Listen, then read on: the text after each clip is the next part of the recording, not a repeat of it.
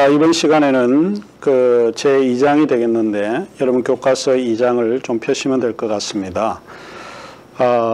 제 2장의 제목은 현대의 휴머니즘과 가치의 세속화입니다.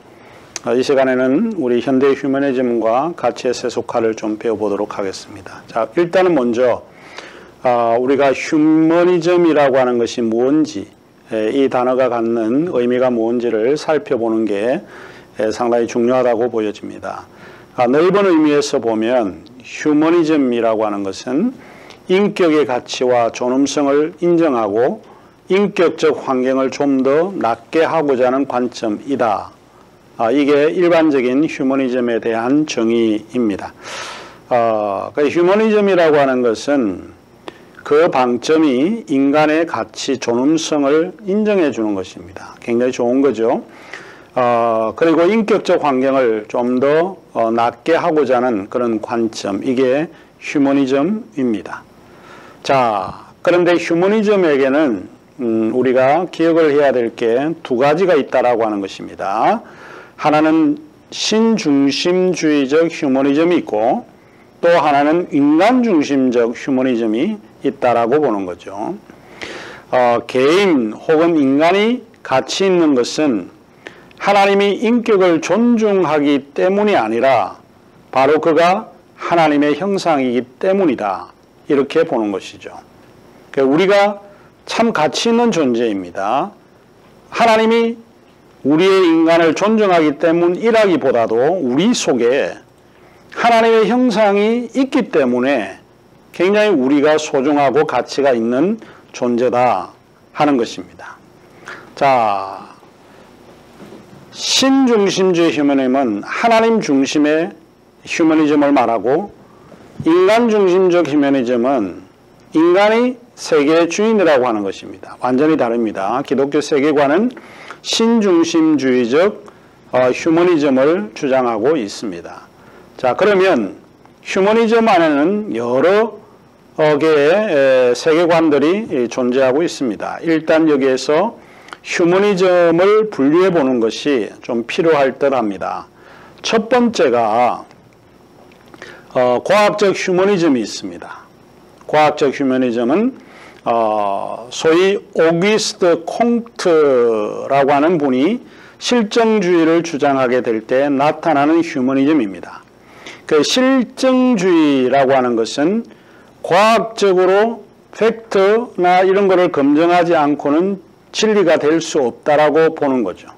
증명하는 거를 실제로 증명하는 거를 이야기를 하는데 과학주의의 다른 이름이라고 볼 수 있습니다. 그래서 과학적 휴머니즘에는 실정주의라고 하는 게 하나 자리 잡은데 그 사람이 오귀스트 콩트입니다.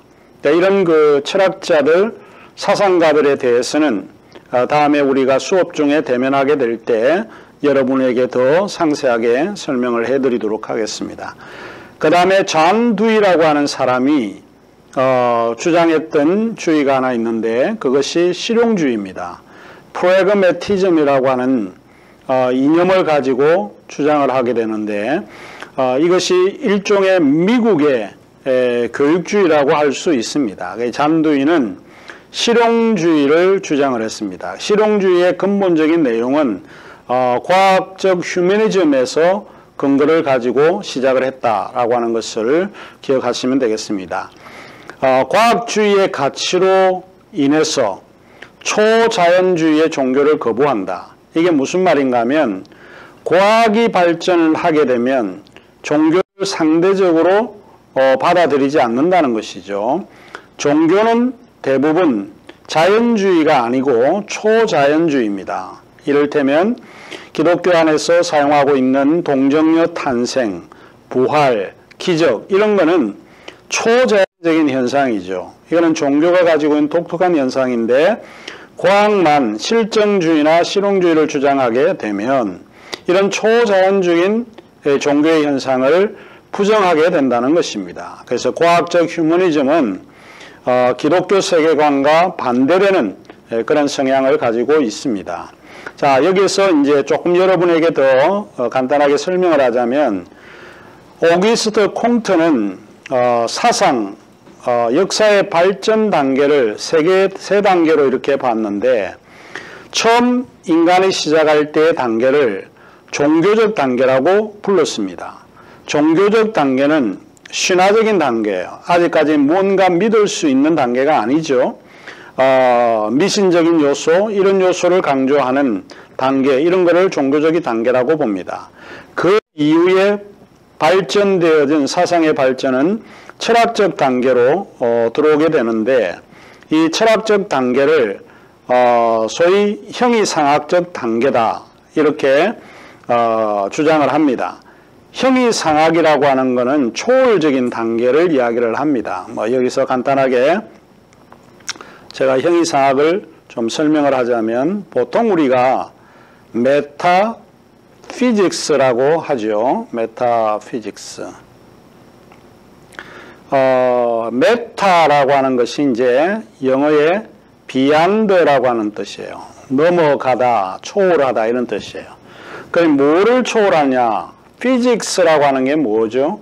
피직스라고 하는 게 물리학이라고 하는 거잖아요. 물리학. 물리학이라고 하는 것은 지금 우리가 눈으로 관찰할 수 있는 세계, 사물, 그런 거죠. 옆에 여러분이 볼 수 있는 책상이라든지 탁자라든지 마이크라든지 이와 같은 것을 볼 수 있는 것이 현실 세계, 물리학이라고 보는 거죠. 형이상학이라고 하는 것은, 이 메타피직스라고 하는 것은 피직스를 넘어서 있는 요소이죠.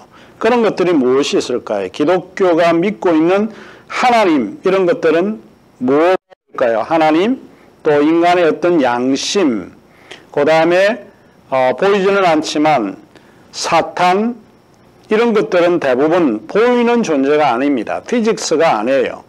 물리학을 넘어서 있는 것들이죠.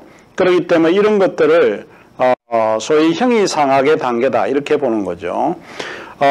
이 꽁트가 이야기하는 것은 형이상학 단계도 완전한 단계가 아니다. 그 다음에 마지막 단계, 우리가 신뢰하고 믿을 수 있는 단계가 지금 현재 단계인 과학적인 단계라는 거예요. 실증주의. 실제로 그게 사실관계를 확인하는 검증의 원칙을 가지고 있는 겁니다. 과학은 항상 실험을 통해서 결과를 얻어내려고 하는 것이죠. 그러니까 오늘날 우리가 믿을 수 있는 것은 과학밖에는 없다, 이렇게 주장을 하는 겁니다. 그래서 이런 과학적 휴머니즘이 이 하나의 부류를 조금 이루고 있다라고 하는 것이고, 그 다음에 이제 두 번째에 휴머니즘이 있는데, 이것은 낭만주의적 휴머니즘입니다. 일단 낭만주의라고 하는 글자가 가르치고 있는 것이 상당히 아주 조금 낭만스럽다라고 하는 것을 추론해 볼 수 있는 것이죠. 이 낭만주의적 휴머니즘을 주장했던 사람이 두 사람 있는데, 그 중에 아주 오래된 히랍의 견유학파, 이분들이 낭만주의적 휴머니즘을 주장을 했습니다. 그러면 견유학파라고 하는 게 조금 복잡한 그런 개념인 것 같아도, 간단하게 이야기하면 자연과 일치하는 그런 삶을 추구하는 것을 견유학파라고 합니다. 그러니까 자연스럽지 못하는 삶은 억지스러운 삶이죠. 그런 거는 행복함을 우리에게 제공해 주는 삶이 아니다, 이렇게 보는 거죠. 자연과 일치하는 자연스러운 삶을 추구하는 것, 이런 걸 견유학파인데, 견유학파가 주장했던 휴머니즘이 낭만주의적 휴머니즘이라고 하는 것입니다. 그 다음에 두 번째 낭만주의적 휴머니즘을 주장했던 사상가가 나오는데, 그분이 아브라함 메슬로우라고 하는 분이 나타나게 됩니다. 이제 그분이 주장했던 휴머니즘이 낭만주의적 휴머니즘이라고 봅니다.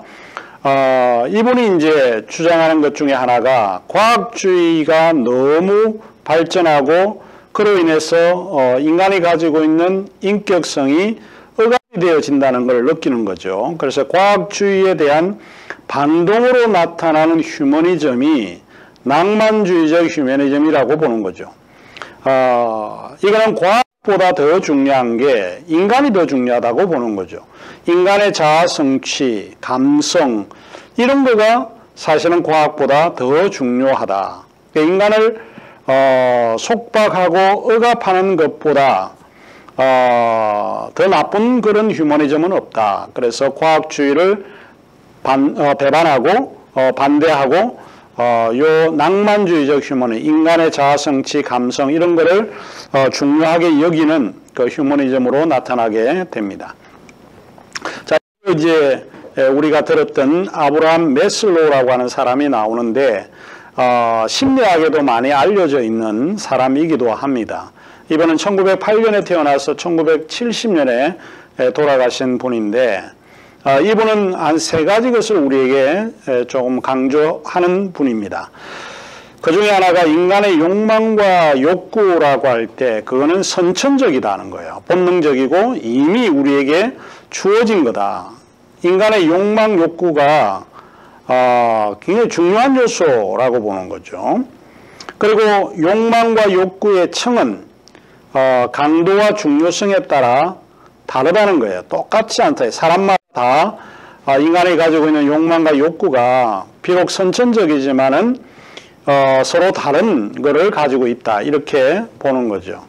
그러면서 욕망과 욕구의 층은 상당히 이제 다양한 형태로 나타나게 되는데 생리적인 욕구 있죠. 우리가 배고프면 안 되잖아요. 그래서 먹고자 하는 그런 욕구, 그 다음에 화장실 가고자 하는 것들, 뭐 이런 일종의 생리적인 욕구, 이게 가장 선천적이다는 거죠. 그 다음에 인간은 안정을 하고자 하는 욕구를 가지고 있다. 어딘가 그 다음에 소속과 애정의 욕구를 가지고 있습니다.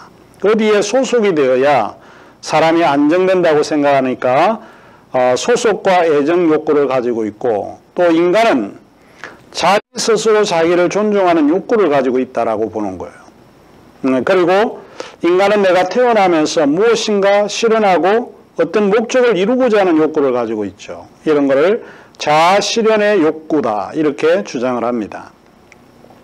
그 다음에 이 욕구를 조금 구분을 해서 생각을 해보면 내적인 욕구가 있고 사회적인 욕구가 있고 인간의 기본 욕구가 있습니다. 그래서 우리의 내면에서 내가 갈망하는 것과 또 사회가 요구하는 것과 인간의 어떤 기본적인 것에 의해서 우리에게 요구하는 것은 다 다르다라고 볼 수 있는 것입니다. 자, 여기 왼쪽에 보이는 분이 아브라함 매슬로우입니다. 조금 전에 제가 이야기를 했던 그 도표가 바로 여기 오른쪽에 나오는 이야기입니다.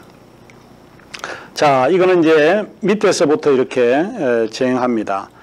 요 피지컬이라고 하는 거가 뭐 음식이라든지 물이라든지 그 다음에 거처라든지 그 다음에 따뜻하게 한다든지 이런 모든 거는 인간의 물리적인 욕구입니다. 인간의 선천적인 욕구이죠. 그 다음에 이제 안정을 취하고자 하는 세프티 뭐 이런 욕구로 그 다음에 상승에 올라가고 그 다음에 빌롱잉 소속감이죠. 우리가 뭔가 소속감을 갖지 않으면 문제가 생긴다라고 이제 아브라함 매슬로우가 본 거죠. 그 다음에 사랑이라고 하는 것도 굉장히 중요합니다. 이런 이제 욕구가 충족하지 않으면 문제가 된다라고 보고 그 위로 올라가는 것이 이제 셀프 이스팀이라고 하는 건데 자존감이라고 그러는 거죠. 자존감. 자존감은 내가 나를 존중한다는 거죠. 내가 나를 존중하지 않으면 다른 어떤 사람도 여러분을 존중하지 않습니다. 그러니까 내가 내 자신을 먼저 사랑하고 존중해야 한다라고 보는 거죠. 그 예수님께서도 우리에게 그런 명령을 하셨습니다. 내 몸을 네가 사랑하는 것처럼 남들도 사랑하라는 거예요. 우리는 우리의 몸을 존중히 여기는 것, 이런 것들이 self esteem입니다. 그 다음에 이제 마지막 단계가 자아실현의 단계예요. 자아실현, self-actualization이라고 하는 자아실현이라고 하는 거가 굉장히 중요합니다. 이 단계가 이제 마지막 단계에 있는데, 이제 이런 거를 통틀어서 아브라함 매슬로우는 바로 소위 낭만주의적 휴머니즘이다. 이렇게 주장을 했습니다.